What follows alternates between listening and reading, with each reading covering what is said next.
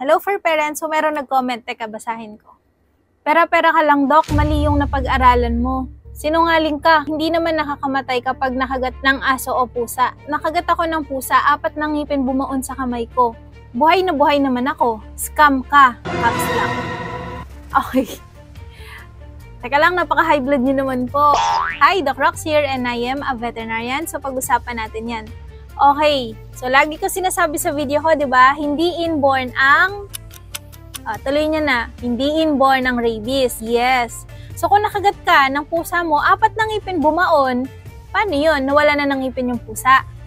Charis lang. So, kapag nakagat ka ng inyong alagang pusa, kung pusa mo naman ay healthy, nasa inyo yan mula nung maliit, walang nakasalamuhang ibang pusa sa bahay, hindi yan stray.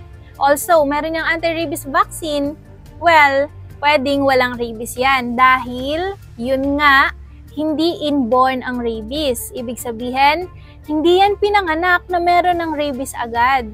Katulad ng mga parvo, distemper, o sige, let's say, parang COVID sa tao. Hindi naman automatically, meron kang COVID, di ba? Nahawa ka rin. That's why, yun ang importante ng vaccine na kapag nahawaan ka, pwede ka pa rin magka-COVID, pero hindi na ganun kalala kasi severe yung effect. Ganun din yung rabies. Yung mismong rabies, sakit din yan ng inyong alaga. So kung sila ay walang protection, let's say wala silang vaccine ng anti-rabies, tapos nakakalabas sila, nakahalubilo sila ng mga stray cats, yung stray cats na yon, meron din nakasalamuhang stray cats na hindi natin alam yung history, di ba? Little did we know, nung nakagat ka, nung alaga mo, wala yung vaccine. Tapos yung nakaaway niya way back is positive pala ng rabies, pwede kang mahawa ng rabies. Pero kapag sila ay walang contact, walang nakahalubilo, may rabies vaccine ang inyong alaga, ibig sabihin, less likely, low chance na meron silang rabies. Dahil buhay nyo ang nakasalalay. Also, yung peace of mind nyo rin. Lalong-lalo na kung nakagat sa inyo, hindi nyo maobserbahan.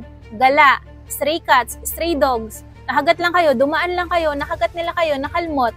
Pero hindi nyo sila maobserbahan ng 2 weeks. Hindi nyo alam nangyari sa kanila nung 2 weeks na yon. Pwedeng namatay sila, hindi nyo alam. Kapag kayo ay meron ng simptomas ng rabies, too late na. That's why, kapag kayo ay nakagat, magpabakuna agad para buhay nyo ay maligtas. Okay, so good vibes lang tayo palagi ha, and always spread positivity. So, yun lang. Follow for more vet tips.